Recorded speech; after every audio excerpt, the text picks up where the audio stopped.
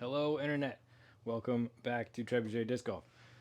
Okay, so keeping with the theme of the channel, which is perfect is the enemy of done, we're blasting forward with ideas on this new front leg one drill concept. I shouldn't call it front leg concept, both legs concept. So this is a thing that I went through with a friend and a client at the park recently that came up in the way I was seeing him work on the throw. He was actually working with Brian Weissman at the time. So, continuing to refine these ideas and fill the holes that people are poking in them. So, thank you if you've been poking holes. So, last time we were talking about knee safety and the idea that this can be funky for your knee, your front knee, your brace knee. The whole point of this progression, in my mind, is to find a way to express force with your hips without putting your knee in danger. That's kind of the whole thing we're trying to figure out here. So, two points on that topic. The first one is really a feel thing, and it's what we're going for in this drill. So again, 30 degrees toes back, standing on a locked leg. And if I get to the point in the drill where I'm unlocking the leg to get some load in the quad and then unloading that, this is where this idea comes in. And this is really key to making this style of throw work as a whole. So if I'm on a little bit of a bent knee at first, what I want to do in these drills is have my knee and my hip socket go backwards towards my behind. So what that's going to look like is getting into this position where like there's actually kind of a little bit of a stretch in my hamstring. Like not really, but that muscle is elongated. I definitely feel a stretch in my glute medius right here. And this whole assembly is moving that way. And I'm getting into this position where I feel almost a stretch in my hamstring and definitely a stretch here. So just getting familiar with that position. And then even here, I'm doing a little bit of what we don't want to do. And there's going to be a little bit of what we don't want to do, right? Just like the cone thing that we were talking about, that your head is going to drift forward a little bit. And a little bit of that is okay and probably actually optimal at a high level. More on that later. But we're not robots. Our motions are not perfect. They need to be perfect enough to be functional. So, how that relates here is I want this motion of the knee and the hip socket to be linear backwards. What we tend to do because of the way we throw and the way our brain tends to conceptualize the throw is we tend to not only push that backwards but also rotate into it. So a little bit of that is okay, but even when I get to here, my toe is pointed this way, my knee is pointed 15 degrees off of that, and my hip theoretically can't be anywhere else because it's attached by way of the femur, which does not have any joints. But it feels like my hip is, the side of my hip is this way, which is kind of where my pelvis is, not where my hip socket is. So yeah, let's go with that. So my laser holster, if you will, is here. That's graphing the side of my pelvis. So pelvis, knee 10 degrees inside of that, toe 15 degrees inside of that. That is not good. That is not somewhere where we would want to do a squat because we put too much pressure on the tendons on the outside of the knee. And I mean, it feels okay on my hip. It might not feel okay on all hips. When we're doing a squat, we want all of that in line. So we can get everything in line. We can't keep the hip where we would want it for doing a squat because of the way we're collapsing into the front hip. But the point is, you do not want rotation here. That is a shearing force on the knee. That's really bad. That's not safe. So if you're doing that twisting of the whole front leg assembly while the foot is still fastened to the ground and throwing weight into it, that is a recipe for bad. So don't do that, especially don't do that at speed, right? But what we do want to get is some degree of comfortability, if that's a word, hint it's not, with this situation here where I'm getting used to feeling that there's a hamstring stretch. If I really stick my butt out a little bit, there's a hamstring stretch. So find that spot. Find where you can stretch your hamstring here. At the same time, my balance is like not good. I'm falling over. So add more width this way. But you want to get comfortable with that feeling and isolate the rotation to the pelvis and above. So I don't want this rotation in my shoulders to go into my hips and torque my knee, right? So you have to be like the first hurdle, and this is why I spent 6 months wasting time at the park, is where our bodies are not comfortable locking that knee. Like I have a lot of people ask me, is it okay to lock the knee in an athletic position? Like most athletes don't do that, and most coaches will tell you not to. We end up doing it in our throw because our throw is weird, right? Golfers, I think golfers do it too. Yeah, they'll lock their front out. Baseball, same thing. So it happens, it's in there. We just don't think of it as an athletic motion or a safe position.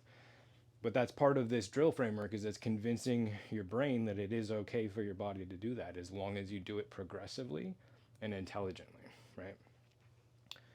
So this is the start of that progression, is finding how can I have weight in my heel, straighten my leg, and push my hip backwards and have that feel like a strong position.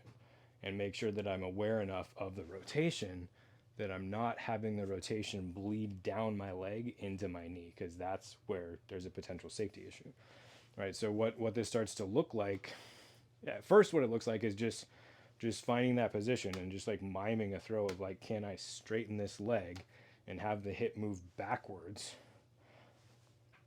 without over rotating the hips, right? And then when you try to take it back into the context of the drill, it's can I have a small explosion of motion into that posture, have the hips cause the shoulders to move. So you're starting with shoulder to pelvis separation, right? I'm not square. I'm turning my trunk more backwards and then loading my hip up and dropping my hip and having that be the motion I'm focusing on. But I'm also adding a layer here of driving with the core. And then I'm adding another layer at a high level of driving the elbow forward.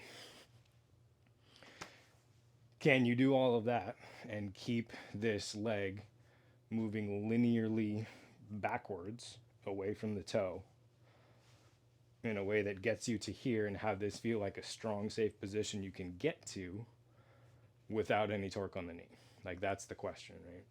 So can I have a little bend on the knee or load a little bend on the knee and have this not spin out? Like that feels pretty safe to me. I'm probably a little late with my leg because I'm doing too much with the arm, right? That's the trap we fall into. So slow the arm down, focus on letting the hips go and the arm go later. That fixed my hit. My hit happened at 10 there. It was a really soft hit, but... And that's... I don't even want to say the word lag, but that's the most useful definition of the word lag, right? Are the hips actually driving the motion? And then the arm is following sequentially. It's not that you're not driving your arm. It's not that you're not driving your shoulders. It's that those things start at the same time, which will feel like starting later than the hips. Because what we get stuck doing is this, right? If I stop being a coach and start practicing how I would practice if I wasn't paying attention, you get this. It's great. My arm's moving really fast. It's awesome. Sounds super whippy. Good. My hips didn't move at all. I completely lost touch with the whole point of the drill.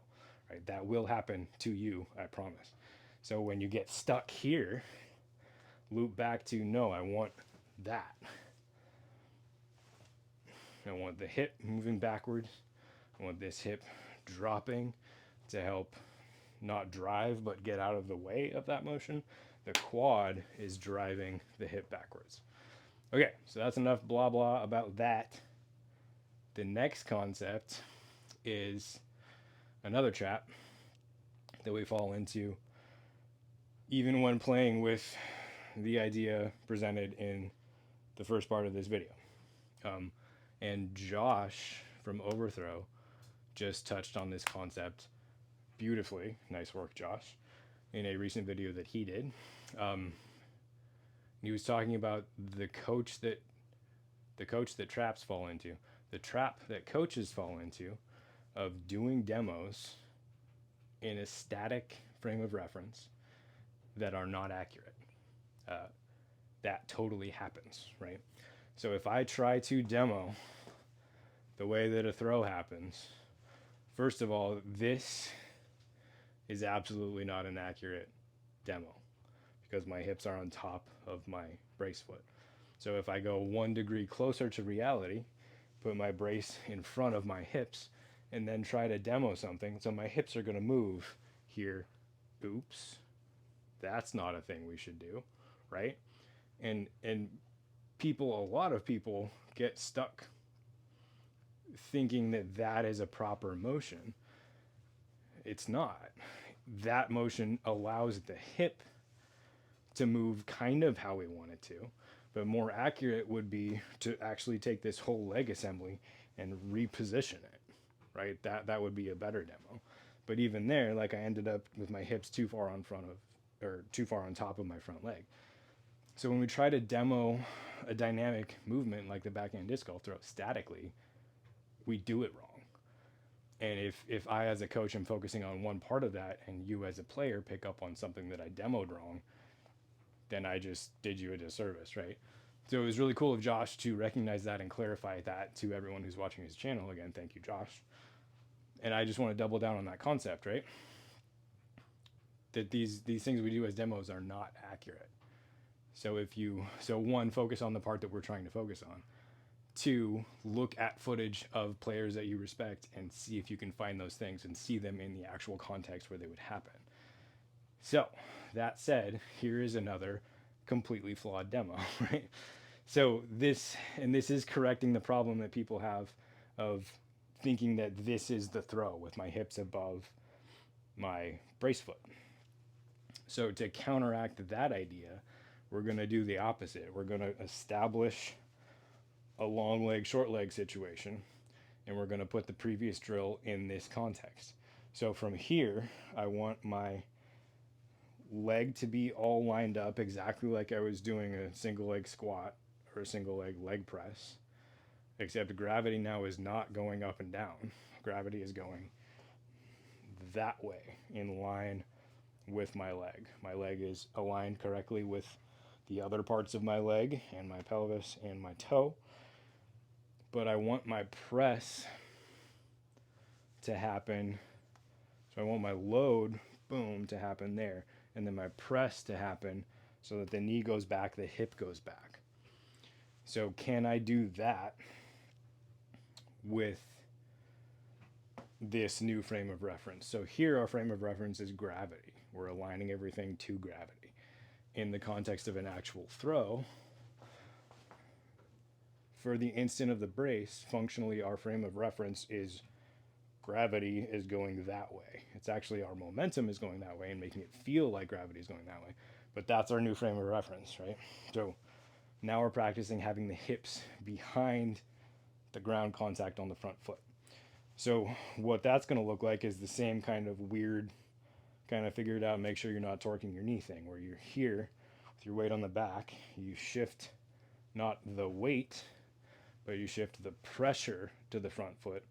And during that pressure shift, can you find a way to straighten your front knee such that the hip moves backwards into that position we got familiar with here, where you're feeling that stretch in the hamstring. And it's really like you're doing a backwards hip check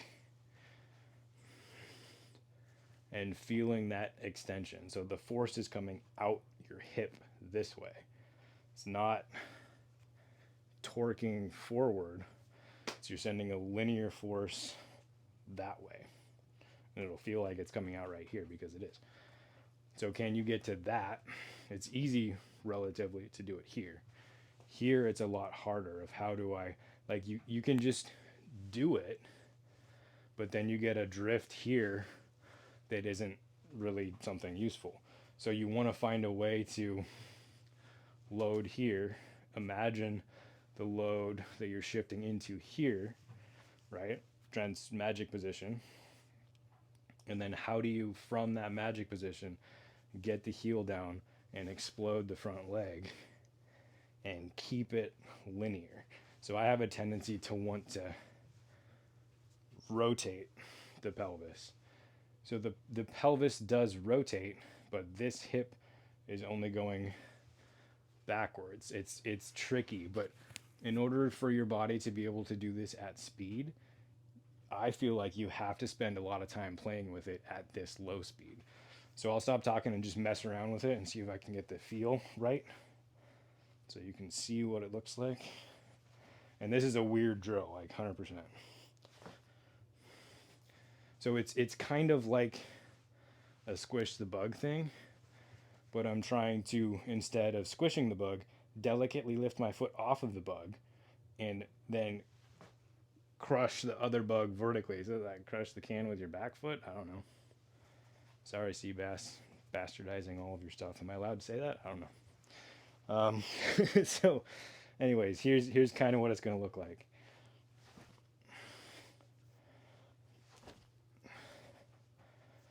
And like exaggerate the heck out of it, right? Like get that foot way up there. So that feels pretty okay. And this is not like, you're not going to get a lot of power because it's not dynamic, right? If you actually wanted power, you would have to do the whole thing and end up here, not here. Like back to demos just don't work, right? We're finding an approximation of the whole movement, the whole dynamic movement, so that you can isolate and understand one small part of it. So play around with those. Let me know in the comments if you feel like they make sense or not. And please, please, please go check out the link down below. If you use my discount code on the website for Upper Park, you can, almost forgot, for Upper Park, you can get a 15% discount. I love their bags. I'm going to do a review on the one that I have pretty soon. And once I get enough kickback from the referral program, I'm planning on buying their bigger one to have a practice bag, and I'll do a review on that one too. So a couple of folks have already bought bags through my link. Thank you so much. Appreciate it. But that's an excellent way to help me out with no additional cost to you. So please check that out if you're interested. Also, there are lots more spaces on the Patreon. I know it's the holidays. People are busy eating good food and not practicing disc golf, but there is space for both. So go sign up on Patreon if you're interested in some coaching. Thank you very much for watching. We'll see you next time.